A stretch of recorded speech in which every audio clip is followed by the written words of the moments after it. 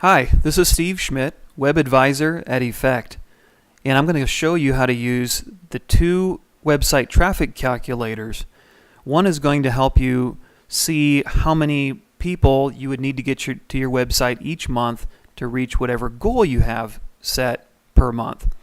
And the second one is going to help you understand how much you will need to or how much it makes sense to spend on getting a visitor to your website.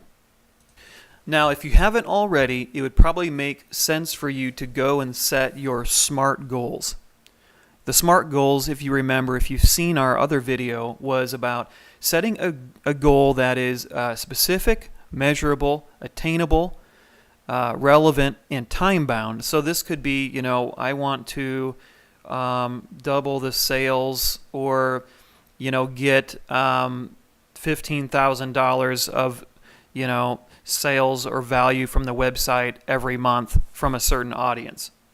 Having a SMART goal defined is really going to help you as you calculate these how much traffic you need, because it's based upon reaching that goal.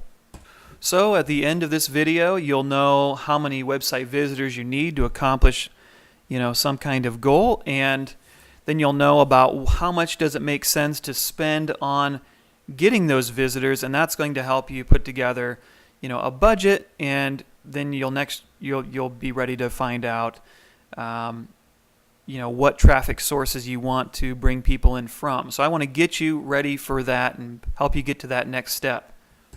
Okay, so the first thing you'll need to do is if you're not already on the /ROI page, just go to effectwebagency.com/ROI. And on this page, there are two traffic calculators.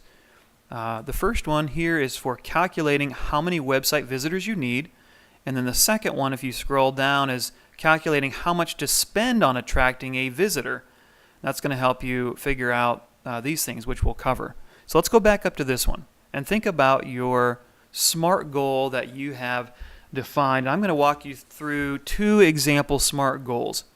And oftentimes people say, well, I don't really know if I can calculate this because I'm not an e-commerce website.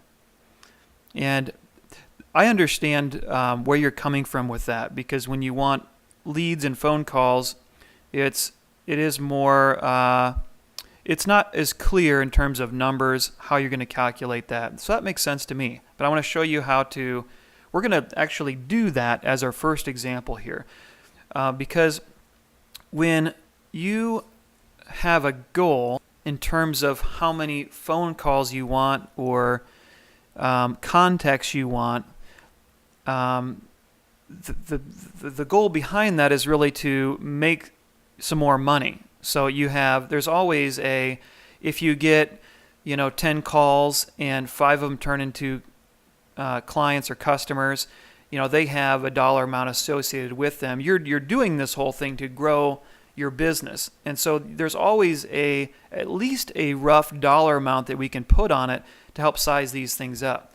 So let's say, and I'm just making this up, let's say that you decide, we want leads rather than sell stuff online. So you're not an e-commerce website, and you want let's say every lead is, if they turn into a customer, is worth $10,000. So this first question is, how much do you want to add to your monthly end sales from traffic that originates from the web? So what we're doing here is we're separating this from clients that you're going to get from your print stuff and any other way. You're just saying, okay, how much do I want the website to contribute to my monthly end sales? So let's say you set up this goal, and let's just make it $30,000. And over here, question number 2 is, what is the average sale amount? So in the near future, a lead, let's just say on average, if they do something, it's going to be $10,000. Maybe you're putting in a furnace or something or whatever, or a roof or who knows what. So, or even providing a service. Okay, so after we put that in and get out of that field, it's going to auto-calculate. So any field that is sort of this orange color will auto-calculate for you, and you don't need to fill that stuff in.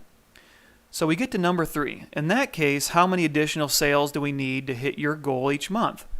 Well, if we want $30,000 is our goal each month, and the average customer is going to spend $10,000, then you can see where we get, we're going to need 3 additional sales from the web each month to make that goal happen. So let's move on to number 4. How many web leads does it take to get a sale?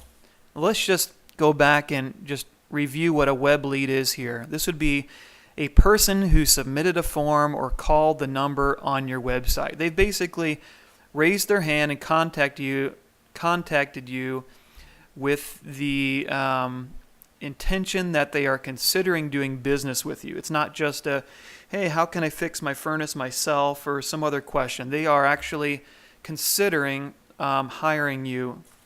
So how many web leads does it take to get a sale? This would be, if 3 people call you, do you usually get one of those people to turn into a customer, or 2 of them, or maybe it's 1 out of 10, maybe it's 9 out of 10. Whatever that number is for your business, just put it in here. And it doesn't have to be, really specific. Just make it a realistic guesstimate. So let's say you're really good at what you do, and as soon as they talk to your people, it's an easy sell. So how many web leads does it take to get a sale? Let's just say you get half of them. So put number 2 in there. And so that means, we want 6 more web leads a month from the website.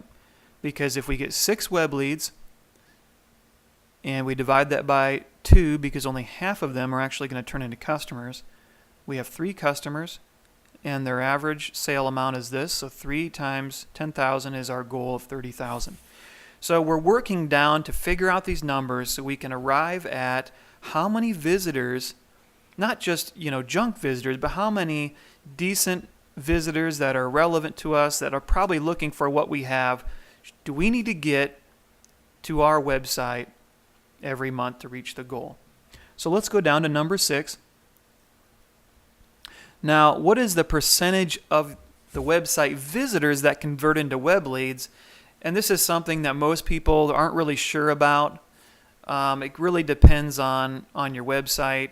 It depends on, if people perceive you as trustworthy, if you look like you have a good deal. It depends on a whole bunch of other stuff and messages that you're giving them.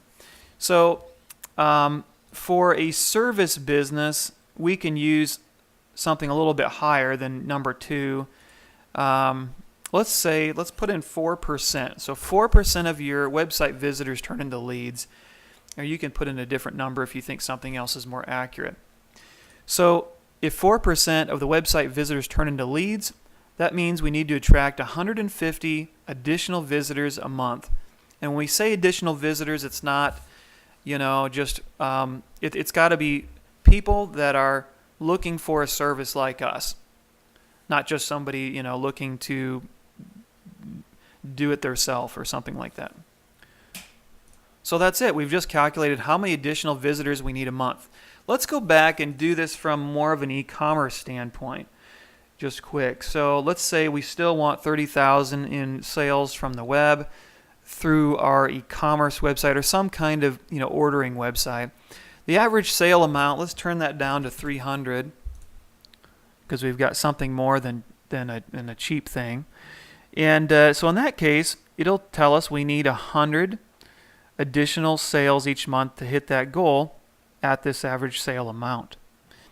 And how many web leads does it take to get a sale? In this case, when it's e-commerce, there's not a step of them calling you and them deciding whether or not to hire you based on their experience talking to you. So we can just set this to 1 because we're basically skipping that step. There is no call the people on the phone usually when you're on an e-commerce website. So just make that number 1. And then, so that means, obviously it kept the same number. So we want, 100 more web leads a month.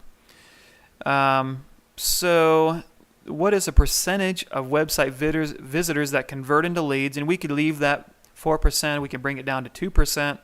We'll just leave it because I wanted to show you that because this thing costs so much less, we need to attract way more visitors to get to the same dollar amount kind of goal.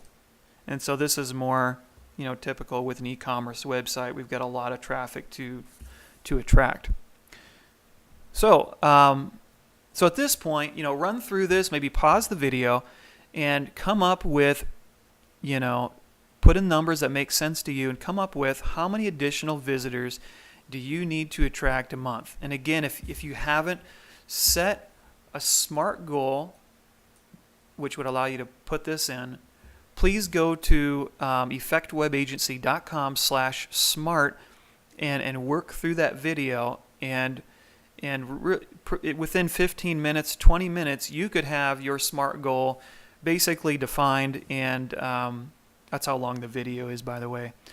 And then you should be confident in that goal and then be able to use this. Okay, so we've calculated how many visitors we need per month. Let's go down and calculate, well, how much does it make sense to spend on attracting a visitor? And this is kind of like a reality check here. Are we thinking that we want to, whatever we're thinking, however much we're thinking about spending on visitors, is that realistic? Or maybe we don't have any idea and we just need to calculate that. So this is going to help us answer these questions. So how much to pay for a visitor? How much would you pay for a web lead?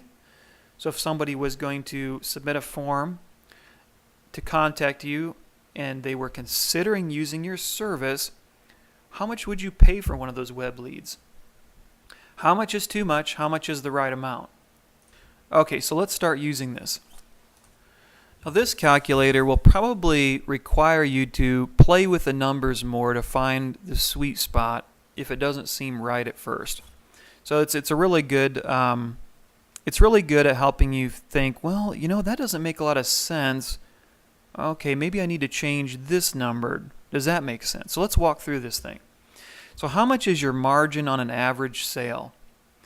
Now, if you have different types of customers, you basically would need to run these calculators on each customer type or each audience. Because if you've got one audience that's, commercial, for example, they spend a lot more than the residential audience, it wouldn't make sense to group them together because the numbers won't mean as much to you. So just think about one of your audiences, and I'm just going to make up some numbers here. But let's say, if a customer is going to spend $10,000 with us, let's say, what's your margin on an average sale? Let's say it's $1,500. How much of this margin are you comfortable spending on advertising and marketing? I don't know, maybe half of it. How many web leads does it take to get a sale? Well, if 1 out of 3 of those people who are, thinking about hiring us become customers, then I'll put in 3. So that means you can spend $250 per web lead. And then we get to, well, what's the percentage of website visitors that turn into leads? And before we were using 4%. If you really don't know, if you think your website's probably not that great, if your website hasn't done much for you in the past, that's where you just need to use 2%. Let's say, our website's got a clear call to action on it that seems like people, like what we're offering them on the website with the call to action. Let's use 4%. So that means we will need 75 visitors. Well, it says how many visitors does it take to get a lead? Okay, so that means 75 visitors to get a lead. And what that does is it then calculates down here, okay, so you can spend a maximum of $3.33 on a visitor, per visitor. And so we have this little kind of chart down here of, okay, now is that realistic? Where does that fit in? Et cetera, et cetera. So this is a really rough thing. Some people are able to get away with spending the 50 cents per visitor through a certain channel, or I should say a certain traffic source, and some people need to spend a lot, and some people actually spend a lot more than $4. They might spend $10 a visitor. It all depends on your business and the numbers and what makes sense. So this is a very general kind of chart. But when we end up with $3.30, you can see it's probably going to be not a problem to pay that much per visitor to get them to our site. And also, a realistic cost per visitor really depends on the level of your competition. It really all comes down to that. More competition, this is going to go up, and you're going to have the slimmer, margins when it's all done. So let's say, oh, okay, great. So I can spend, $3. What's it like if I don't make as much margin? Let's say out of the $10,000, I have $500 margin, and here out of $500, I'd only be comfortable spending $200 on advertising and marketing. And I didn't change how many web leads it takes to get a sale. I'm leaving that the same. So now it's saying, well, you can really only spend $66 per web lead then. And at the same conversion rate, if we go down here, we can see that we can only afford to spend 88 cents per website visitor.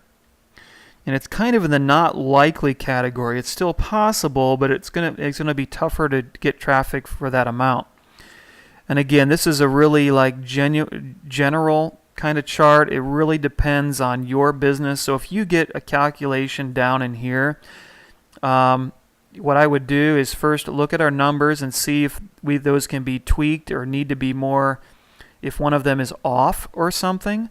But if you've gone through the numbers and you're like, that's really what it is, then I would still encourage you to investigate how you could get traffic for that amount. And there's 9 major ways of getting website traffic. Our next